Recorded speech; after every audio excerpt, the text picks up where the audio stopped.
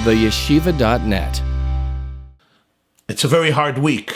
It's a very hard week for Raizel's friends, and never mind for Raizel's family. This is a terrible, terrible loss. I mean, we're dealing here with a person who was 39 years old, and a large family of 8 amazing and special children. They were living in Israel, and due to her illness, the family uprooted itself from the Holy Land and came to the United States of America, relocated here recently to Muncie, to my neck of the woods. And this has been a excruciatingly painful journey for her and for her loved ones. And this past week, she said goodbye to the world, and many a tear has been shed. I want to emphasize, I think, one important point, but it's sometimes overlooked. And that is, one might think logically that when a soul leaves the world, it's just disconnected. The body is interred into the earth, and the soul goes back to its spiritual source.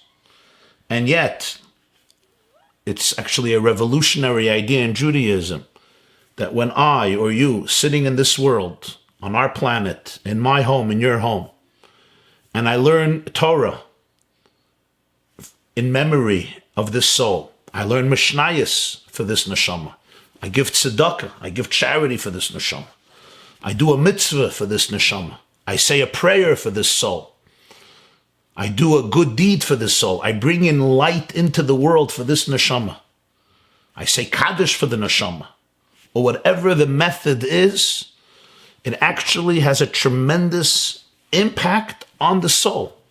You would think, how does that exactly happen? I'm sitting here in my room, and I'm learning something. I'm learning a Mishnah, or I'm learning something else of Torah, or I'm helping somebody, or I'm giving charity, I'm saying Kaddish, I'm saying a Tefillah, I'm saying a Kapitel Tehillim for this neshama. What's the connection? And yet, in the intricate web and interconnectedness of all of humanity with our source, in the intricate unity between heaven and earth, both vertically and horizontally, these relationships are very profound. And a person, even a stranger, never mind a family member or a friend, does something for a neshama, it literally impacts, transforms, elevates, inspires, helps the soul wherever it is. Just like I can help you in this world, I could connect to you, I can support you, I can be here for you physically, financially, emotionally, psychologically, spiritually, and you can be here for me. In a similar vein, that connectedness does not cease even if we fail to be able to see it or sense it with one of our 5 senses.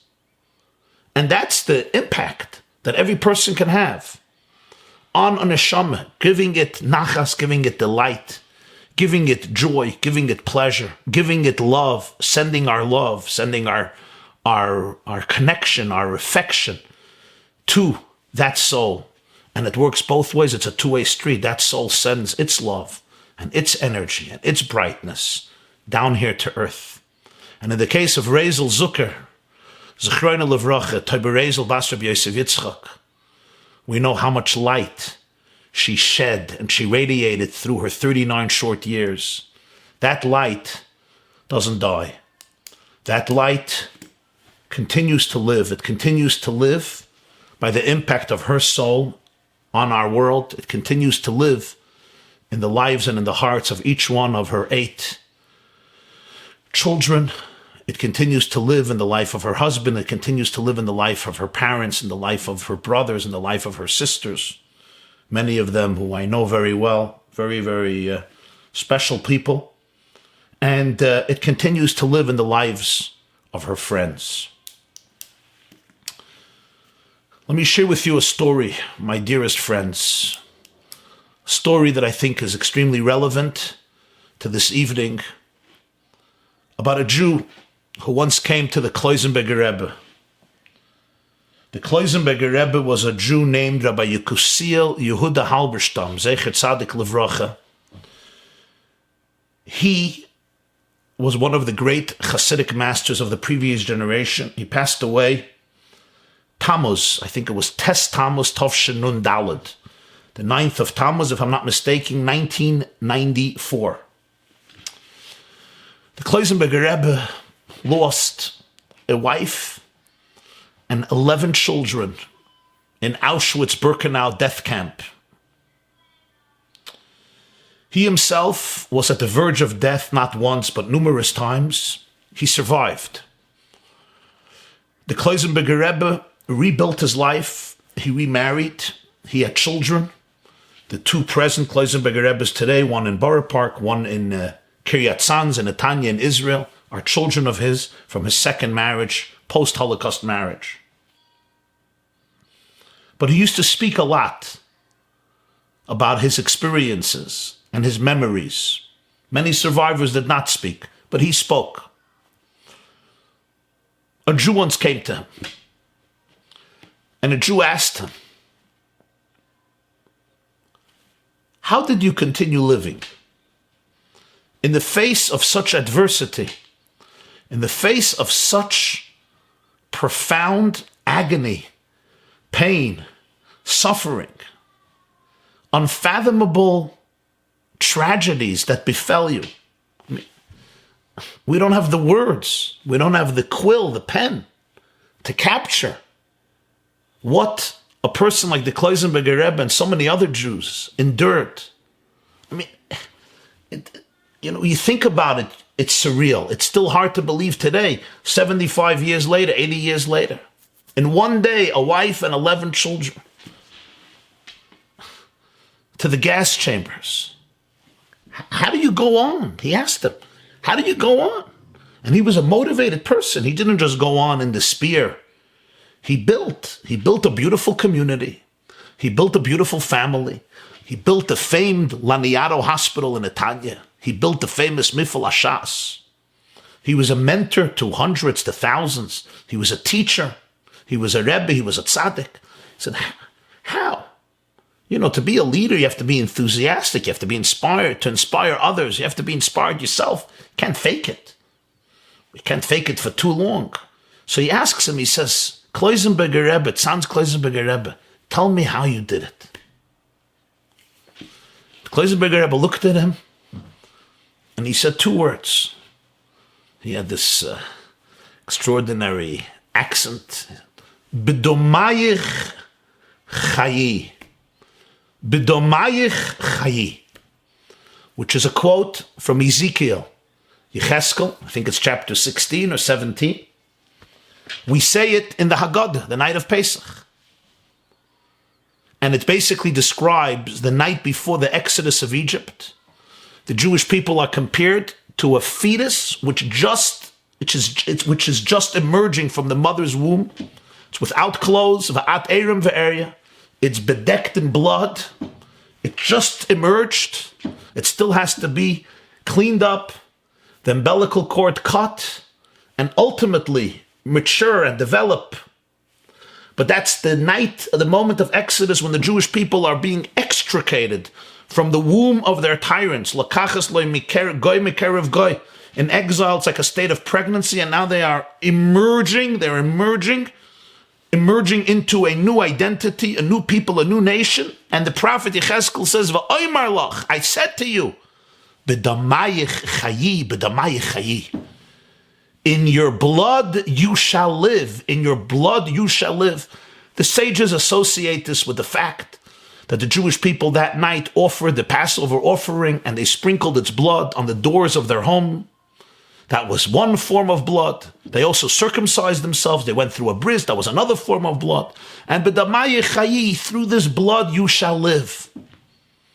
But the Kloisenberger Rebbe didn't give this long explanation. He just said two words, b'damayich chayi.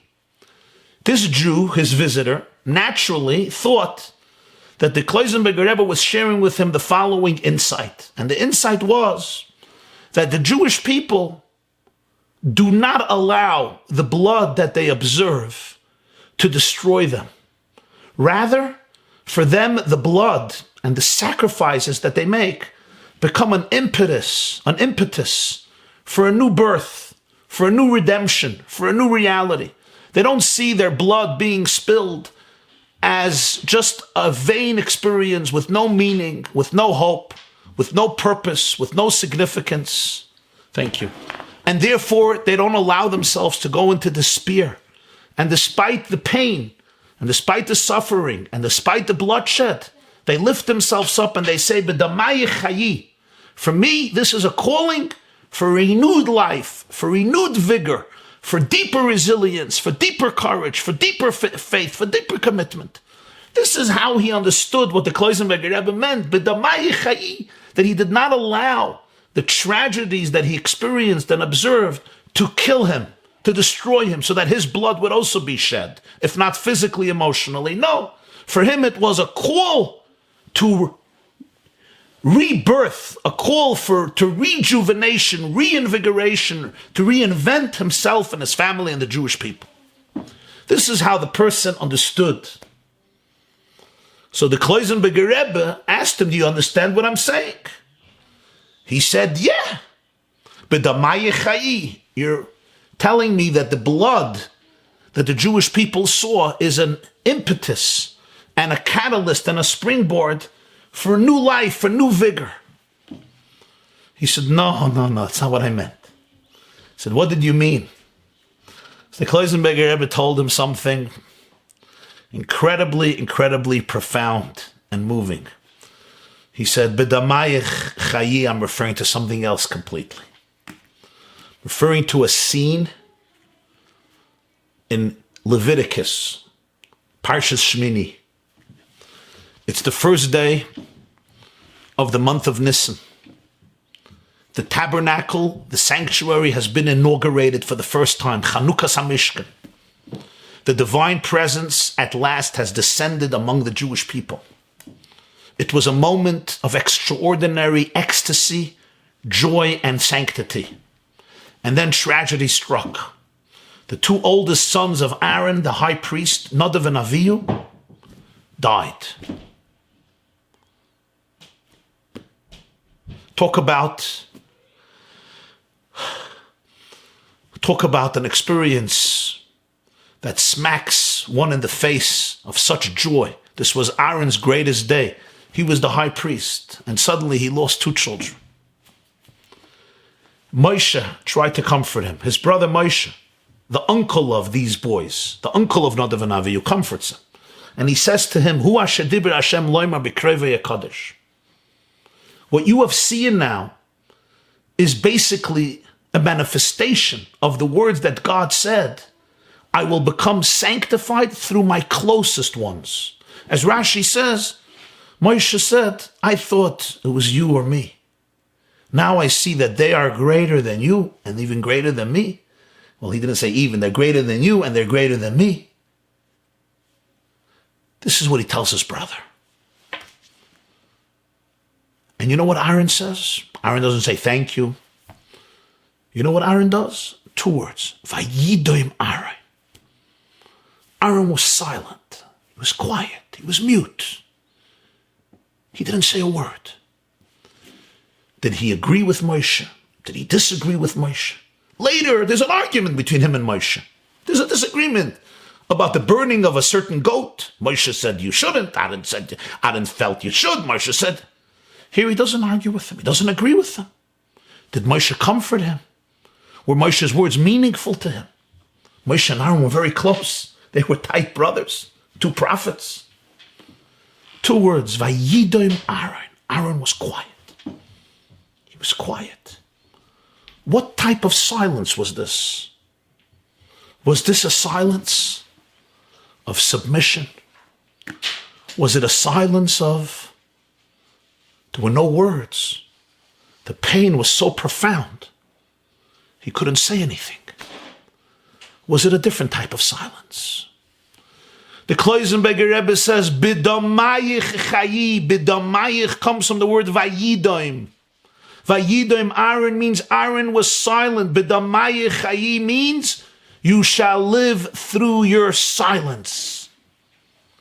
That's how I continue to live. I continue to live through my silence. B'damayich chayi. A Jew knows that some experiences in life You cannot wrap your brains around them. They are too gigantic. They are too painful. They are too devastating to be able to try to assimilate them into your intellectual faculties, to try to make sense out of them, to try to make yourself feel comfortable. Jews have cultivated the ability for vayidim, for silence. Silence doesn't mean I don't care. Silence means that I respect the magnitude of the mystery. Silent means that I realize that I am in the presence of something that completely transcends my faculties. Silence means the recognition that I am vulnerable and humble in the presence of a story that started far before me and will end long after me. One that transcends my finite perspective and vision of reality. Silence is the ability of the Jewish people to remain fully present in life, fully involved in life, to have the ability to continue to laugh and to cry, to dance and to grieve, to celebrate and to suck the marrow out of life without running away, without detaching. Not because I don't feel the pain, not because I understand why, not because I have rationalizations and justifications and explanations, but vayidoim aron b'damayich, because a Jew knows how to cultivate the art of silence. Silence means the recognition that life is a mystery, death is a mystery, and a finite brain simply does not have the tools to contain infinity. I look at it, I know that there's meaning. I know that there's purpose. I know that I'm not a random mutation. And I know that the world was conceived in love, and that love is the consciousness that vibrates through existence. It's the fuel of existence. But I still cannot make peace with it. And therefore, I'm silent in the presence of such magnitude, of such infinity. B'damayich chayi. Somebody once asked another Holocaust survivor, I had the privilege of knowing, Professor Eli Wiesel, Eli Wiesel. Eli Wiesel was a close friend of my father, Zechrona Levracha. And somebody once asked Dr. Wiesel, he said, is there a tradition of silence in Judaism? And Eli Wiesel responded, yes, there is a tradition of silence in Judaism, but we don't talk about it. What a profound answer. This is what the Kloisenberger Rebbe was telling this Jew. B'damayich chayi. Aaron's silence allowed him to continue to function, to continue to be positive, to continue his mission. So the Kloisenberger Rebbe turns to this Jew and says, you asked me how we rebuilt our lives? The answer is b'damayich chayi, b'damayich chayi. With the damayich, with the vayidim, with the silence of Aaron, with silence we continue to have a life. There are no answers. There are no solutions to devastation. There are no easy, comfortable ways of making peace with unthinkable tragedy. We cannot. We don't understand. We cannot understand. Perhaps we don't even want to understand, because our job is not to understand the reason for pain. Our job is to protest pain. Our job is to heal the world from pain. Our job is to pray for the day when pain will be eliminated, not to make peace with people's pain. It is a wrong attitude to try to get caught up in the need to understand, to make sense. We don't try to understand, rather we focus, what do I need to do now? What is my mission? It's this silence that allows me to be present and to be positive, to be upbeat, to have faith, and to move on in life. For some, it's the silence of submission. For others, it's a silence that includes a a lot of questions. For others, it's a silence of protest. This experience, too, is one that is extremely painful. Now, many people have experienced pain in the last few months. This coronavirus pandemic has claimed the lives of so many precious, precious people in our community. So many people you know, so many people I know, relatives, friends, mentors. And every tragedy leaves a void that is very profound. But Raizel's death created a sadness all its own. Her age, her family, her young children, the grief is very profound. And when the wound is so fresh, it behooves us to remember, B'damayich chayi. We live with the B'damayich of Vayidoim Aaron, of Aaron's silence. Sometimes silence is not weakness. Silence sometimes is the deepest strength. Siog lachachma shtika. The Pirkei Avos says, the fence, the crown around wisdom is silence. And the great masters explained that silence is sometimes far deeper than any wisdom. You know why? Because wisdom grasps what you know. And silence allows you to touch the unknowable. Knowledge, wisdom, perception allows me to experience that which I know. But how much do I know? How much can I understand? Silence gives me access to the infinite mystery of life. Gives me access to the unknowable. Little story. Beautiful story. Such a geschmack amaisa. I have to tell you, I didn't see this story in Chabad sources. I saw this story in non-Chabad sources about the Alter Rebbe, the Balatanya Rebbe Shnei Zalman of Liadi, the founder of Chabad. The story goes like this. There was a wedding of a relative of the Alter Rebbe, the Balatanya. And as often in Jewish weddings, they invited a Batchen. It was a famous Batchen, great comedian.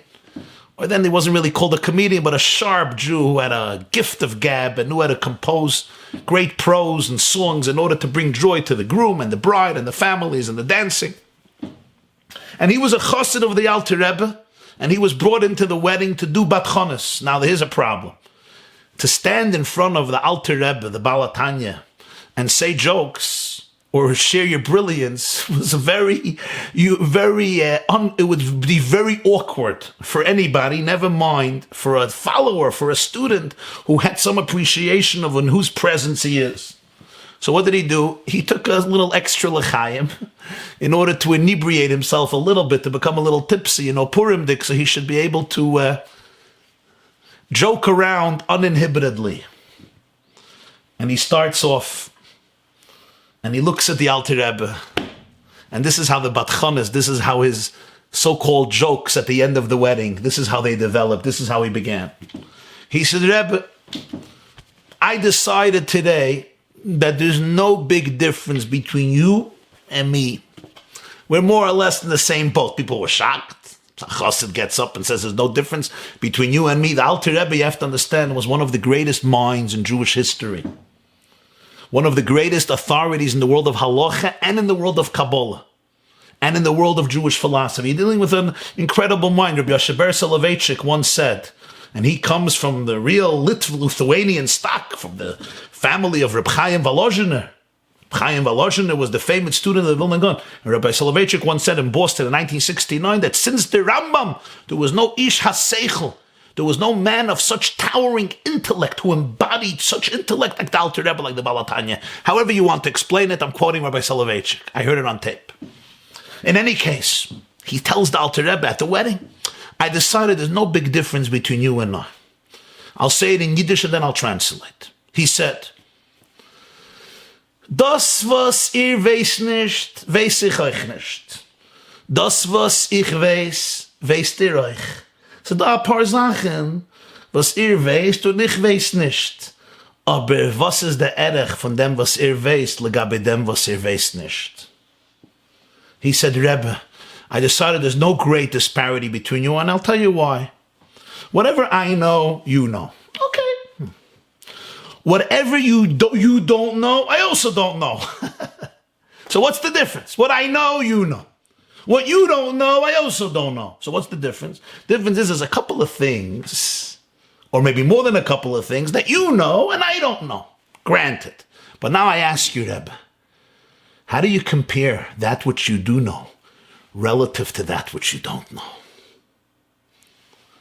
And tears came down from the Alter Rebbe's eyes. How do you compare that which you know relative to that which you don't know? So you see, my friends, words, ideas are amazing. They allow us a glimpse into that which we know, into that which we may not know which we may not know today, but we'll know tomorrow, or that which we can at least access on some level. It beacons to us even a little glimmer of it. Silence. Vayidoim b'damayich. Silence. Faith allows us to touch that which we don't know. Allows us to touch infinity. It doesn't make us naive. It doesn't make us oblivious. It doesn't make us deaf to the realities that we experience. It just allows us to appreciate and experience and touch the truth that life is infinitely larger than that which I will ever be able to contain in the 2 or 3 pounds jello, in this 2 or 3 pound jello called my brain. As brilliant as a brain is, it's a creation by God, and the finite creation cannot really grasp the infinite creator.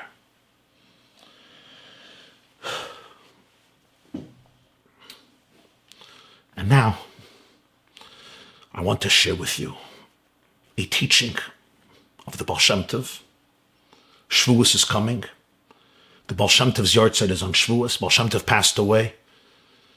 Shavuos Tov Kuf Chav. Shavuos 1760. I read this teaching on Shabbos morning. Before davening, we daven at home.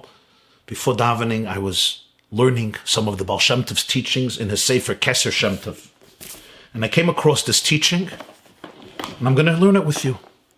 I want to share it with you. It meant so much to me. And just due to a technical challenge, I didn't have a chance to post it before the class. But God willing, when I finish, I will find it on the net, on the internet, and post it on this class. So if you want to see it inside, it's Keser Shem Tov, section 6, Siman Vav.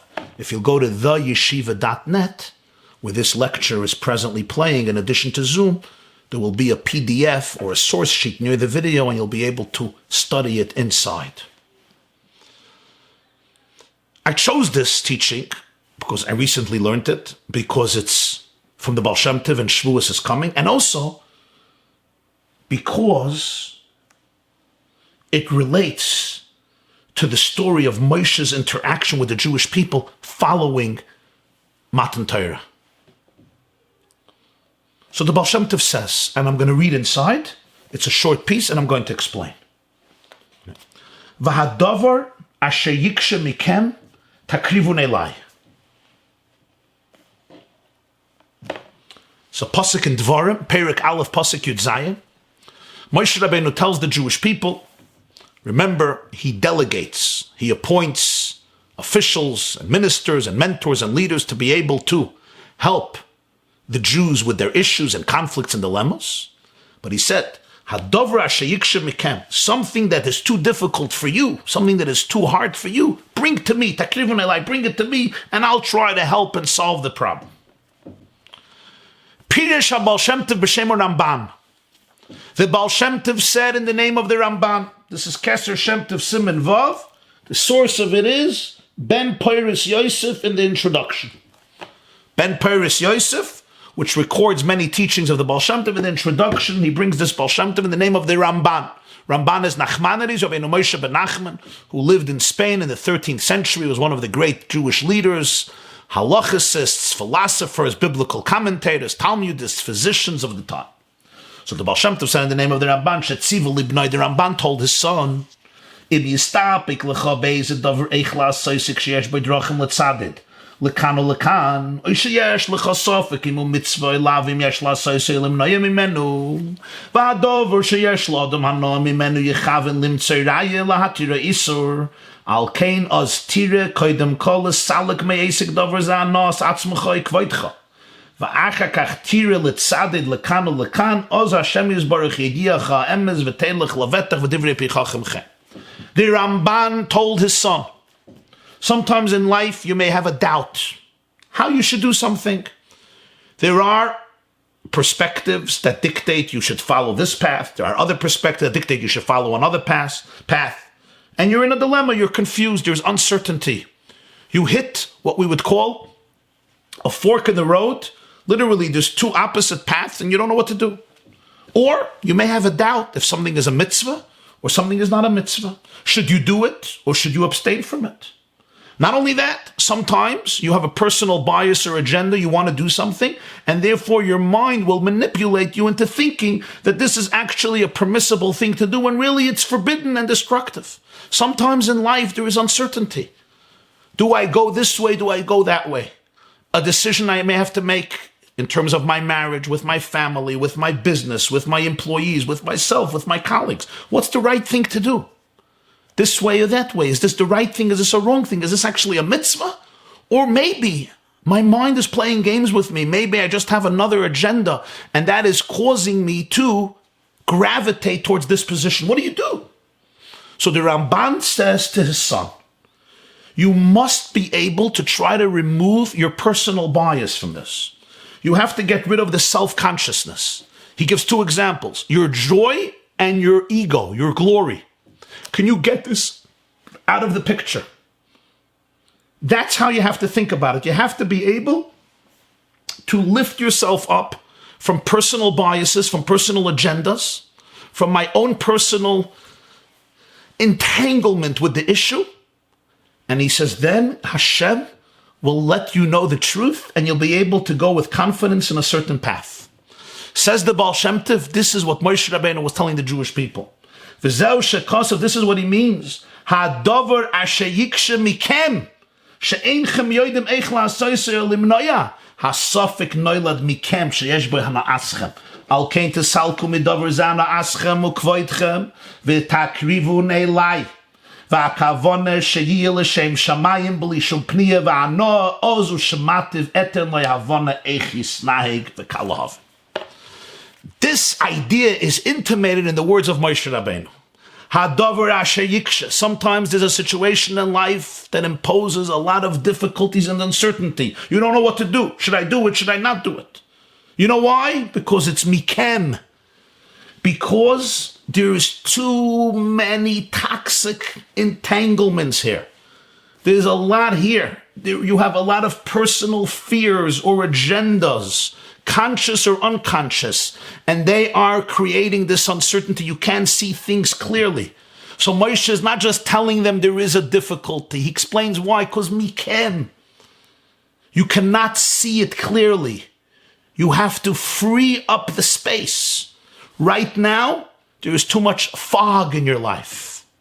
Fog, fear, obsession, guilt, whatever else you want to use for fog. But there's a lot of fog. You can't see the sun. You don't have clarity. What do?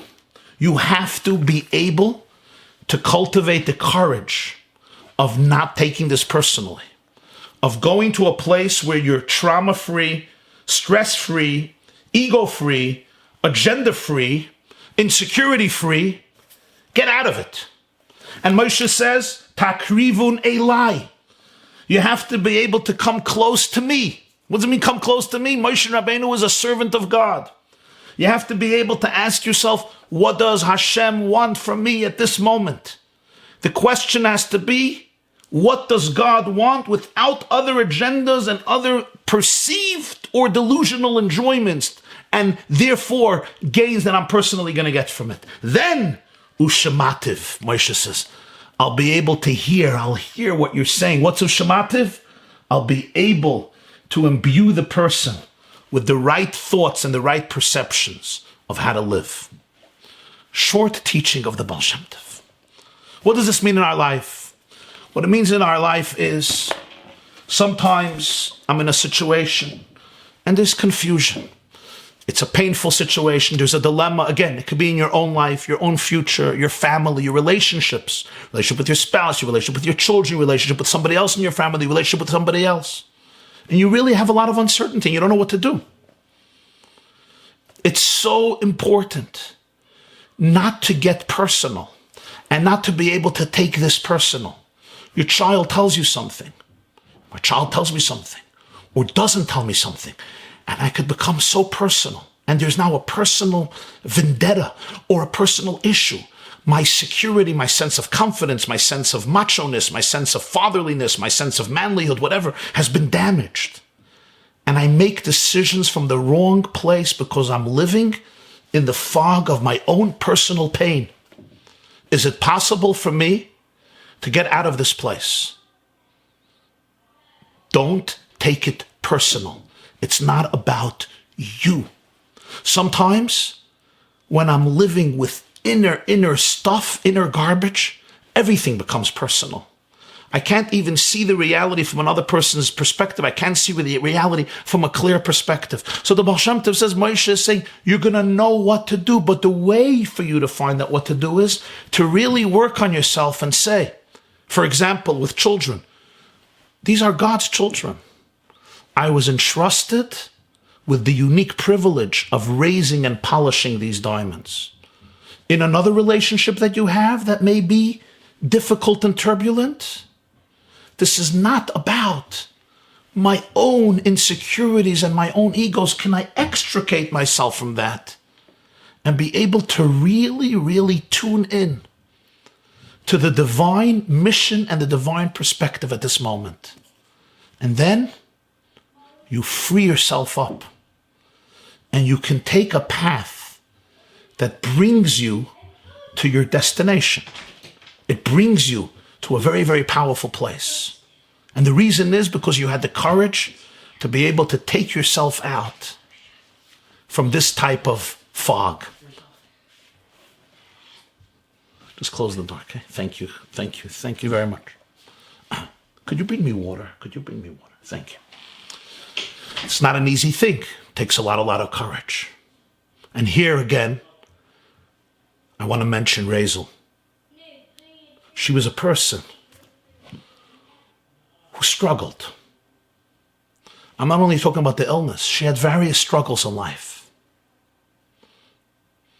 But one of her greatest virtues and her greatest attributes was she never allowed pettiness and various dysfunction that she observed internally or externally to define her. She allowed herself to dream big, to think with expansiveness, to operate with an expansive state of consciousness, to actually see herself as a divine ambassador in the world, to see herself as an agent of God's infinite love, and therefore not to get caught up in the natural insecurities and traumas and fears and toxicity and garbage and filth that skeletons and demons and ghosts that many of us, I don't want to say all of us, but many of us vibrate through our system. She can get out of the mikem and therefore out of the yiksha. Takrivun elai. Thank you so much. Thank you. It's water, yeah? Baruch atah Adonai Eloheinu melech haolam shehakol niya b'dvarei. And therefore, walk a path that was upbeat, that was positive, that was invigorating, and that brought radiance to her and to so many other people's lives. May her memory and soul continue to serve as a source of blessing and inspiration to all of you, to all of us, to the family that's here with us. I say, may God comfort you among the mourners of Zion and Jerusalem. To Raizel's immediate family, I say we have no words, but you're in our thoughts, you're in our prayers. It's a very painful time. To Raizel's husband, Raizel's children, we know there are no words. We just pray that you have the strength, the resilience to be able to deal with the situation the best way possible. And I know that Raizel's light will continue to shine brightly in the heart and soul of each one of her 8 diamonds. I want to also thank everybody who contributed to the fund that was created for Raizel Zucker's family due to the financial difficulties and economic hardships. Thank you for all of those who donated. And I want to make a request and use this opportunity for those who did not, or even those who did, to increase your contribution for this special fund, Raizel Zucker. You could find it online. I thank you, and now I'm going to go to questions. So I'm opening up here the chat. We'll do the questions from the Zoom. If you want to write your questions, you can write your questions on the chat if you're on the Zoom. If you want to send your questions through the yeshiva.net, that's fine. You can come to the video page with Raizel Zucker's video, and you will see there is a place to ask your question, and I will, God willing, try to take as many questions as we can. Okay, wow. So somebody writes as follows. I watched this brave woman struggle with her illness the past year. Always a smile. That's true. Hashem should give Beryl, who himself with his siblings was orphaned of a mother at a young age, the strength to carry on and raise these children. Thank you to Chesky and Rachel Litzman, who opened their house to this family this past year in Muncie, or longer, packing into their home some 25 plus people. Yes, a big shout out to Chesky and Rachel Litzman here in Muncie, who did something incredible. Raizel should be a good to better for her family. Ask for Mashiach to come already so we could be swiftly rejoined. Very well, Reb Moshe. Thank you for sharing that. And now let's go to the chat. I see a few questions. Okay. Let me go to the top. Okay. There's a question. When a person passes away, does the neshama forget about his or her family and friends? So this is a very interesting discussion, and it's discussed a lot in the books. But according to many, many sources, the neshama does not forget. And even though this is debated, but the conclusion of most of the authorities in spirituality over the generations is that the neshama remains deeply connected to all of its loved ones. Not only does it not forget about its family and friends, but on the contrary, the soul rejoices and celebrates with its families and friends. When the soul sees the continuous life and joy and celebration of its loved ones, the soul celebrates. And conversely, the soul grieves with the pain of its family and friends. When a person passes away, next question. When the neshama comes back, does the neshama come back as all the previous lives they led? That's an interesting question.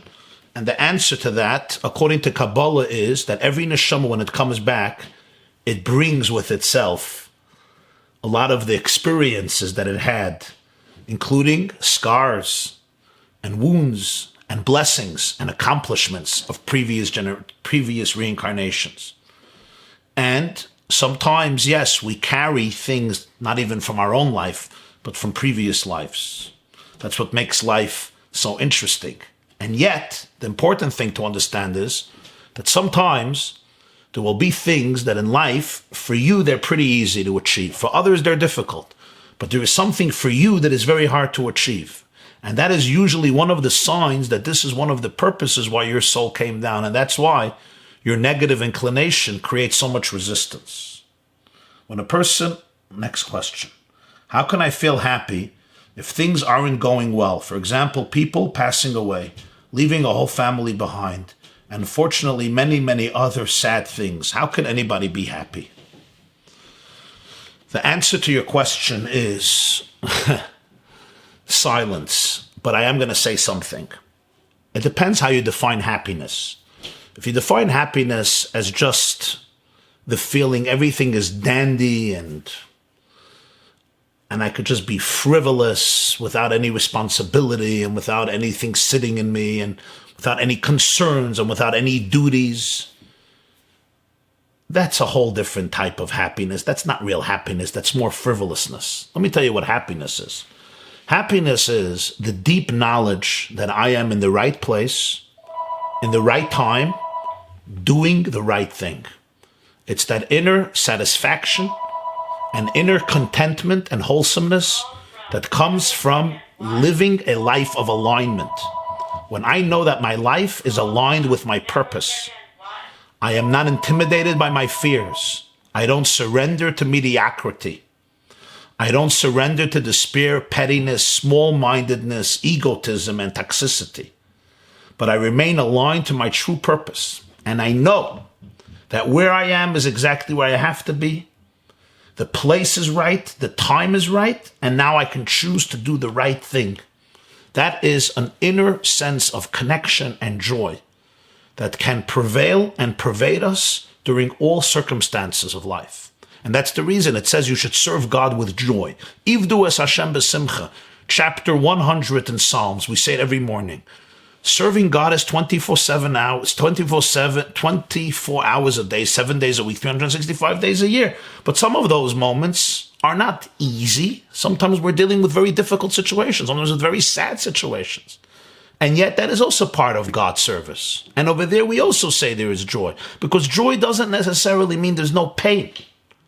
Joy means there may be pain, but there is an inner conviction that I'm doing the right thing in these circumstances, that I am not being a victim, I am being a leader, that I am standing up to my responsibility. From this comes an inner sense of contentment and joy, even if I'm confronting a situation that's difficult. What are practical steps and ways you can take to live in the way we just learned, not taking it personally? Ooh, if you could give me an answer to this question, I'll be very grateful to you. You're asking a very profound question. How do you not take things personally in life? The answer for this is, it's very important when you wake up in the morning to meditate and pray for this. This is something you daven for.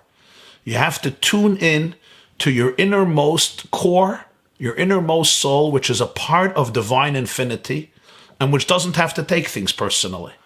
My animal soul takes things personally because it feels threatened. It's like a little puppy that feels threatened and scared. So therefore I have to take it personally, and I have to take revenge, and I have to get angry, and I have to lash out at you. But my godly soul is one with cosmic unity. My godly soul is aligned with infinite energy. I don't have to take it personally. I could come from a place of empowerment and strength, not because I don't care. I care very deeply, but my response is coming from my innermost values, not from my external impulses of pain. So if you could spend time every single morning meditating and praying and tuning into this part of yourself, it empowers you during the day to live a life in which you take things less personally and you really operate from a much more expansive consciousness. Excellent question. Can someone do a mitzvah l'schus another person who is not an ancestor? What we find in the Medrash, in the name of Rabbi Akiva, is with a son. Of course, when a child does something for a soul, it has special significance. But any person who does a mitzvah or says a prayer or learns or gives tzedakah for a neshama, it has a tremendous impact. And because remember, on a soul level, we're not strangers. As it says in Tanya chapter 32, we're brothers, we're sisters. All the souls are one. The bodies represent distinct manifestations of the soul, but our neshamas are one. We are organically connected. So when I do something for somebody else's soul, it's not even somebody else's soul. We are deeply interconnected and integrated. On that level, you're not a stranger. Of course, there's a special relationship with a son, a special relationship with a daughter, a special relationship with a sibling, a special relationship with a parent. No question about that. Esther asks a question. Is silence always good? And the answer is absolutely not. That's why I speak. If silence was always good, I wouldn't speak.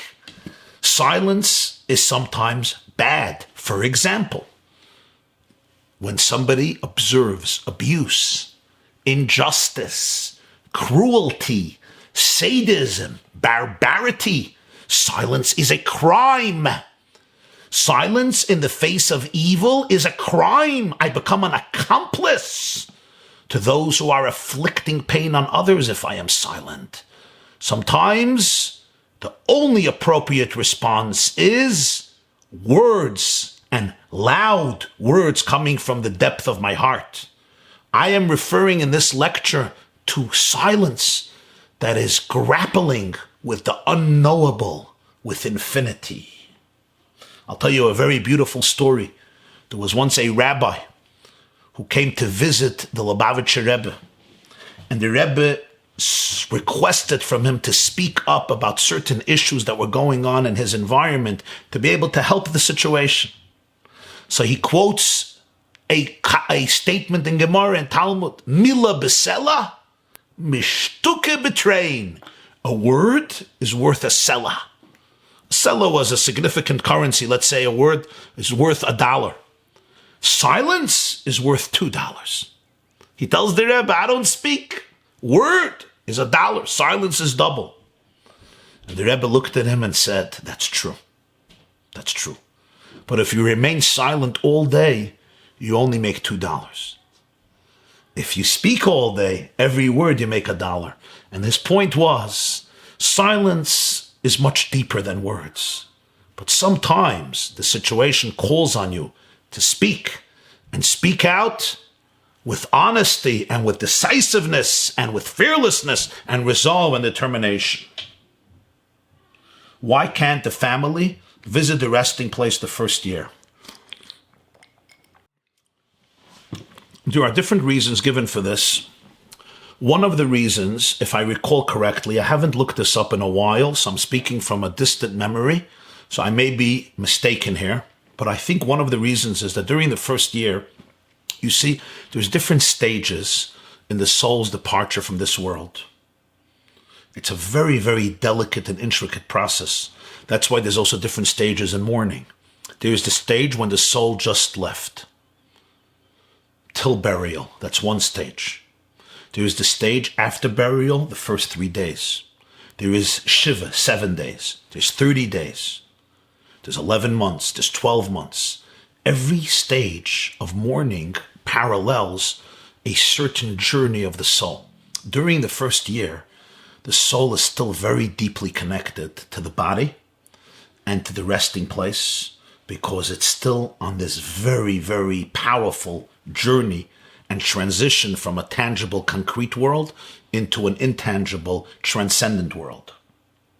And therefore, when the family comes, it creates an unnecessary anguish for the soul, which is still struggling with this transition from one world to another world. So it's respect to the journey of the soul. So that's why even if they go to the cemetery, they could come, but they remain a certain distance. I think it's Dalet Amos, around 6 or 7 feet from the grave. Can we communicate with the departed? When we want to share with the departed, do they hear us? Listen, we could communicate. Do they speak back to us? I'm not from the people who have such experiences, and I don't know about such experiences, and you have to be a little suspicious with these areas and be sensitive. But we could certainly communicate with them.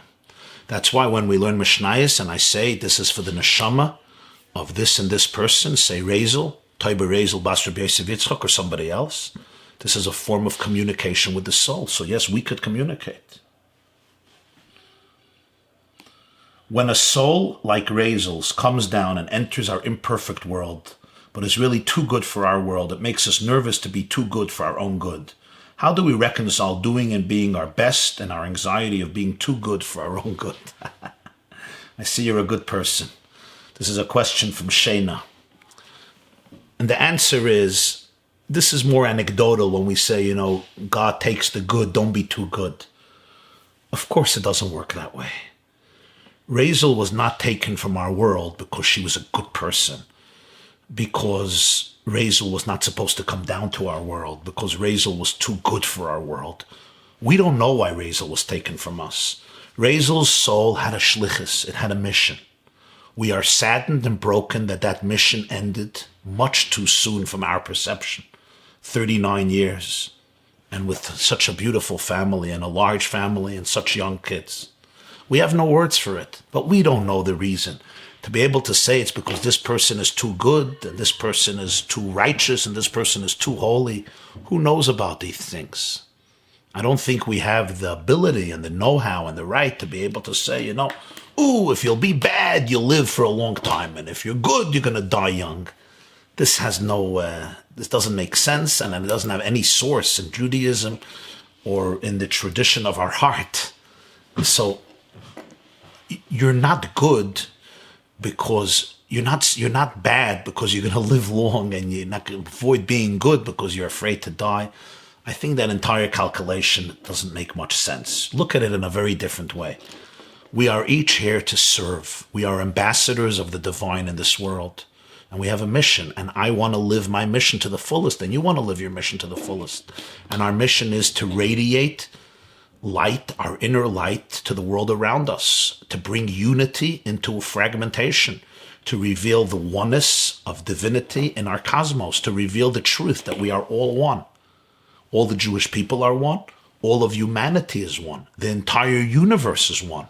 That is our job, and each one of us has the power to reveal that through our unique contribution. That should be our focus in life. I worry a lot about the kids. They behave best with their mother. Raizel really enjoyed putting her kids to sleep at night. She was the atmosphere in the house. Who will appreciate the kids? Who will enjoy the children like Raizel did? She understood them best. She so much inspired me. I worry about her children. I worry about them. She made sure they davened, they gave charity. The children had a special respect for her. They listened to her. I didn't see anyone with the same energy as her when they watched her children. And watching her children pains me. There is literally no substitute. Yeah. There is no substitute for a mother. There is no substitute for a mother. I don't have what to say. I'll tell you a line I once read in an article in my father's newspaper, the Allgemeine Goldschmidt. It was a Yid, Rabbi Goldschmidt, some of you remember him. His father, Rabbi Moshe Goldschmidt, his mother, they were axed in the Chevron pogrom in 1929. And he was a little kid.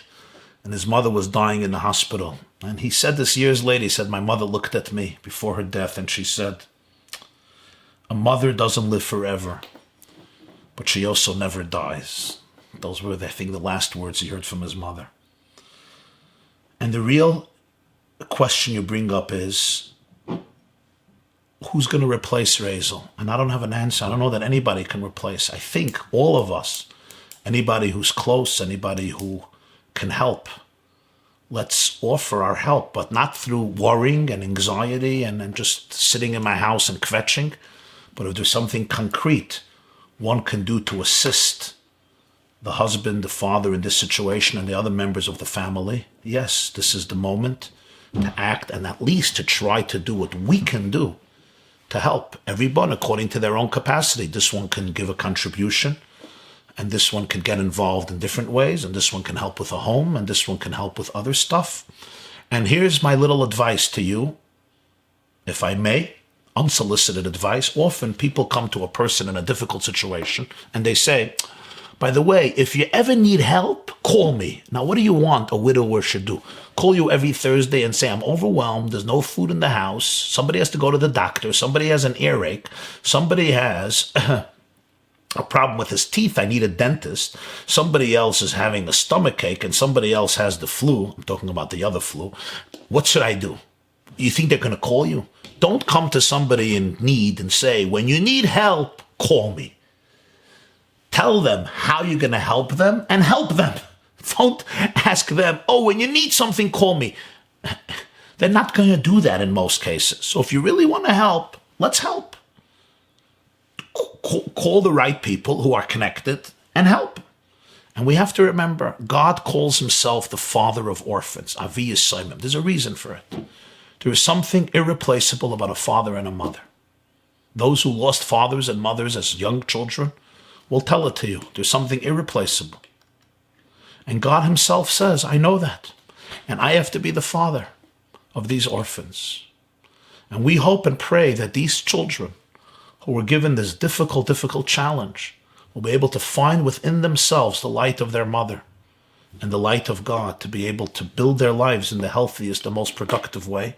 And every one of us in our own way has to be there to be able to support, not just in words and thoughts and wishes, but in real ways, in authentic ways. Let me just, these are the questions on chat. I don't see any other questions on chat, so if there are other questions, please put them in right now. I'm just going to check if there are any other questions that came in the other place. Okay. I would like to send charity. Please text me how. So the way to send charity for this family, you can go to charity.com. That's CHARIDY.com. Charity.com/Zucker. ZUCKER. Zucker. So again, charity, www.charity.com, right? And then after that, /Zucker, ZUCKER. And over there, their name will come up, /23140, and you could donate. Next question. What should we do with our first fruits in modern times to sanctify them regarding the Omer? Well, this is another topic, and you could discuss this with your local Orthodox rabbi about the mitzvah of Bikurim, the way it applies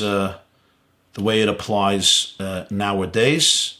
Generally, we need the Beis Hamikdash to bring Bikurim, although the Gemara does say that when you bring a gift to a Talmid Chacham, it is a concept of Bikurim. Okay, let's do another few questions here. Why are the Jews called the chosen nation if they weren't asked for the Torah first? Excellent question. The answer is because they are the choosing nation. More than being the chosen nation, they were the nation who chose. They're the choosing nation. Excellent question. What's the point of davening for people to feel better if we see that many people prayed so hard for Raizel and nothing happened? Someone who was so special, and Hashem took her away from us. Great question. And I think it's very important to correct a misconception. Every prayer that a person prays for somebody has a tremendous impact in this world or in the next world. Sometimes we're praying for somebody who's very sick, and we pray, and God says no, and the person passes away. And we feel that all the prayers were in vain. It was like a waste of time, heaven forbid. You have to know that is a mistaken conception. Every prayer that you ever share and utter for the sake of a human being and a soul has an incredible, powerful impact. Prayer changes reality. Prayer brings down flow into the world. Sometimes the prayer is effective in this world. Sometimes the prayer benefits the soul in its journey to the next world. But every single prayer for Raizel has a very powerful impact on her soul that she is very aware of and those who are connected to her soul. Even though the prayers were not answered the way we wanted them, which is true. Next question. Very good questions. Wouldn't it make sense that the lead up to Mashiach be positive, since there is nothing more positive than Mashiach? That would be great if everything leading up to Mashiach would only be positive. Yeah. But sadly, in the world that leads to Mashiach, there's a lot of positive and there's also a lot of pain. You're right. What about the silence of HaKadosh Baruch Hu? He's the most silent. We say it every day. Mi chamoicha ba'elim Hashem. Who is like you, powerful one like God? And the Gemara says in Yuma, Elim is like the word Elaim, which means mute. You know, on Zoom, mute, unmute. Elaim is a mute. Mi chamoicha ba'elim Hashem. Who is as mute as you, God? Who knows how to remain silent? Like Hashem. Because Hashem is really the source of everything and the energy of everything. And yet, he puts a lock on his lips. He remains disguised, silent, concealed, and allows himself even to be perceived as absent, even though he is the one responsible for that perception that he's absent. That's also from him. God is the ultimate silent one, the ultimate silent one. And that's the point. You're touching something very deep. Our silence is the way to connect to God's silence. Our expressions could connect to God's expressions. But what allows us to connect to God's silence, to God's inner core, which is not manifested because it's silent? It's only our own silence. You explain the stages of a soul's journey up until the 12 months point. I guess they're completely connected to the other world. Do they feel less connected to their children and family?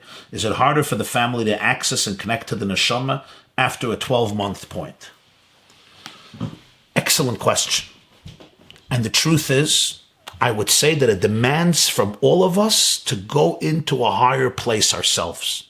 Because since the neshama goes through its own elevation, and after 12 months, the journey is drastically changing, so the connection always remains. But in order to be able to facilitate this connection, it behooves us to also allow ourselves to be elevated somewhat. And the more elevated we are, the more we can facilitate this relationship. But certainly the soul remains connected after 12 months and after 12 years. A father is always a father. A mother is always a mother. A loved one is always a loved one. And souls remain connected.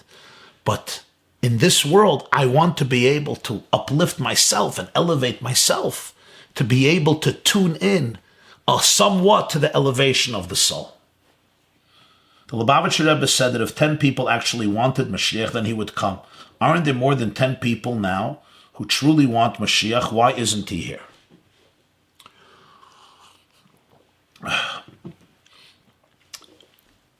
If I recall the Rebbe's talk accurately, the 28th of Nisan, 1991, the Rebbe said, may it be the will of God, mihi ratzon, that there should be from among you 10 people who will truly and tenaciously and stubbornly affect God's mind to bring Mashiach. So there's two things. First of all, about those 10 people, I don't know. I'm not the judge to know the levels of people's hearts. But the Rebbe would always say that the reason Mashiach did not come, he cannot understand. I heard this from the Rebbe himself. The Rebbe said, I don't know why Mashiach did not come. It's long overdue. Kolu kolakitz. There's a reason completely beyond me. He said, according to Torah's wisdom, it's a phenomenon that is so enigmatic. Why did the Geula not come yet? It was a mystery of the divine that the Rebbe himself conceded that he doesn't understand. So you have to understand that the only one who knows and decides when Mashiach is coming is Hashem himself. How do you get rid of negative chatter in our head? How do we stay connected to Hashem 24 hours a day, 7 days a week, when sometimes life gets overwhelming? Good question. Raizel would have enjoyed these questions very much. The answer to you is, we can't always get rid of the negative chatter in our head. What we could do is quarantine the negative chatter in our head. I can't always get rid of the negative chatter, but I can put it in context. Instead of it defining me, I define it, which means instead of the negative chatter ruling my life, I can give it respect and allow it to be, but not let it take over my life.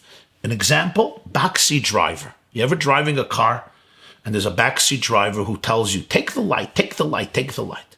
The guy doesn't know how to drive and he's driving you crazy. You have three options. Option number one is you throw him out of the car. Problem is, you can't. Okay. Option number two is you give him the steering wheel. That's a disaster. He'll get into an accident. Option number three is, you know that he's a backseat driver, he has ideas, and you are holding on to the steering wheel. We are the rulers of our life. Every morning, spend time in prayer and meditation in which you connect to your inner core, to your inner values, to your inner soul. That will not get rid of the chatter, but what it will allow you to do is that throughout the day when the chatter comes, you don't give it the steering wheel. You remain in the car in the driver's seat. Should one fear death? Fagi wants to know, should one fear death? And what do you think I'm going to answer you? Learn from Raizel. It's not a way to live when you're fearing death. We should not fear death. We must be able, I said we must. Isaac Bashevis Singer, the famous Yiddish writer, once said, he says, we have to believe in free choice. We got no choice. And I'm going to say to you, you can't live a life in which you're constantly fearful of death. It's not a way to live. And it's not a way to die either. It's not how to live. We are always in God's hands. Every moment of life is a miracle. I mean, if I would have told you 3 months ago, if I would have told you Hanukkah time, by the way, you know that this year, at some point, all your kids are going to come home, and every school in the world is going to close down, and every shul is going to close down, and most businesses are going to close down, and you would look at me and you would declare me officially insane, unless there's a third world war or some, God forbid, nuclear, atomic war. And it happened. It happened through an invisible virus. An invisible virus shut down the whole world, brought 7.7 billion people to its knees. What this tells us is, don't take any day for granted. You could be perfectly healthy. Don't take it for granted. Every moment we are in the loving embrace of Hashem. The question is not if we're vulnerable or not. The question is if we admit it to ourselves or not. We are always vulnerable. Toyla Eretz al Blima. You know how vulnerable this planet is? You know how many things have to go right in order for us to be able to breathe in oxygen? Do you know how many things have to go right for us to be able to have light, for us to be able to have heat, for us to be able to have warmth? Do you know how many things have to go right for us to be able to have water, for us to be able to have the gases that we need, for us to be able to have produce? Do you know how many, not 10 things, not 100 things, not 1,000 things, how many millions, billions, trillions things have to go right in the whole planet, and never mind in your own body. In your own body, you need 75 trillion cells to be functioning for everything to go right. How exactly does this happen? We are always vulnerable. Every single moment of life, we are absolutely vulnerable. The question is, do I admit it or do I not admit it? And does that cause me fear, or it actually causes me a very deep joy? That's a choice that we make in our attitude. When you realize how vulnerable you are, you could do one of two things. You can either surrender to this despair and fear and tension and anxiety, or you can actually surrender to God's infinite and loving embrace and seize every moment and celebrate every day. And that's what I would suggest, Fagi, for you to do, to the best of your ability. Does a person consciously experience after death so they know what's happening? The soul experiences, the soul knows. In fact, the consciousness of the soul is far more acute than our consciousness, because our consciousness is very limited by the physical experience of the body. The consciousness of a soul is actually infinite. So the soul is deeply aware in ways that are even profounder than our understanding of consciousness. Can the neshama feel pain? Chana Rachel wants to know. Yes, a soul feels pain and a soul feels joy. Zalman, why are the mirrors covered in a shiva house? I don't remember. I don't remember. I saw a reason. I have to research it. If you email me, I'll look it up. You can email me Rabbi YY at theyeshiva.net. Rabbi YY at theyeshiva.net, because I don't remember the answer now. I am so grateful for that analogy of the back seat driver. Brilliant. Okay, I think we'll take 2 more questions and we'll move on, right? Is that fine, Rabbi Friedman? We can take 2 more questions? Okay. Whew, wow. Here we go. Yered, with the resurrection of the dead, we have outstanding prophecies about, will all who merited Olam Haba be resurrected? Wouldn't the Jews and Israelites end up outnumbering the Gentiles? Well, the Avodas HaKodesh writes that resurrection applies also to pious Gentiles. That's what the great Kabbalist Reb Meir ben Gabbai writes.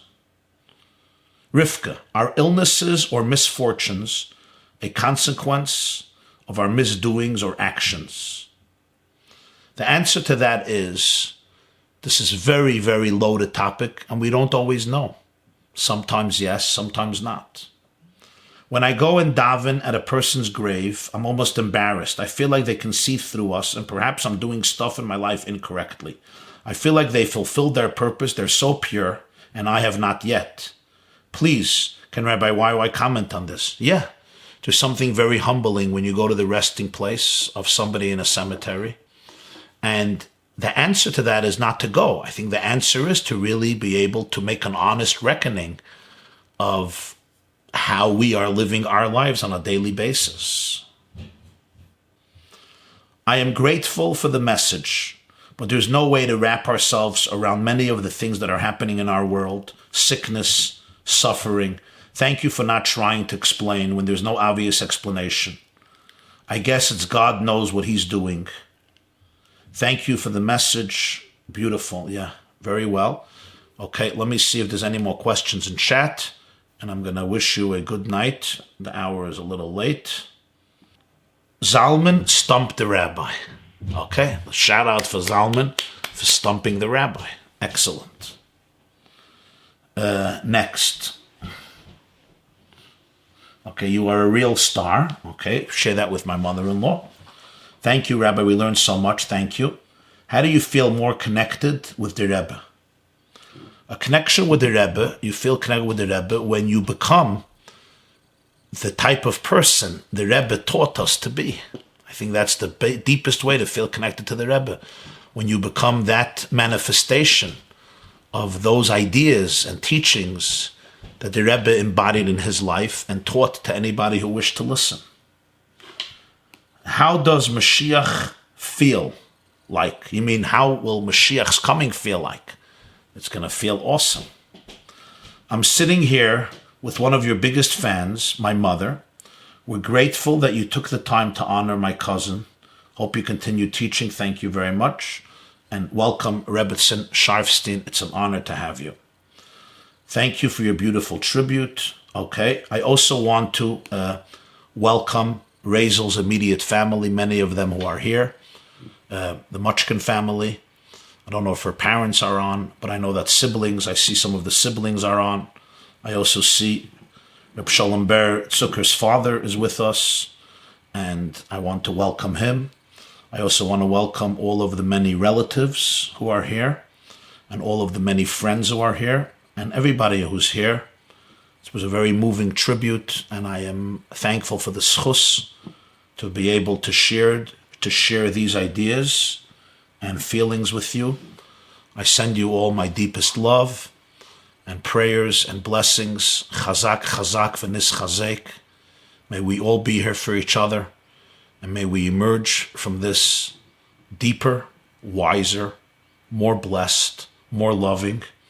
May we operate on a level of consciousness which always sees the infinite love embedded in each of us and the infinite unity that always and forever connects us to each other, to Raizel, and to all of the Jewish people. My dearest friends, I love you, and I bless you with bracha and atzlacha. May we hear good news from each other. May we hear good news on all fronts. May God give strength and solace and comfort to all those who need it, recovery to all those who need it, and may we very, very speedily experience that moment when the silence will be transformed into the infinite revelation of that which today we can't see, we can just be silent about, but that silence will be transformed into the infinite revelation as a new dawn descends upon our world with our ultimate and universal redemption through Mashiach Tzidkenu. May it happen very, very speedily in our days. Thank you and good night. This class is brought to you by theyeshiva.net. Please help us continue the classes. Make even a small contribution at www.theyeshiva.net/donate.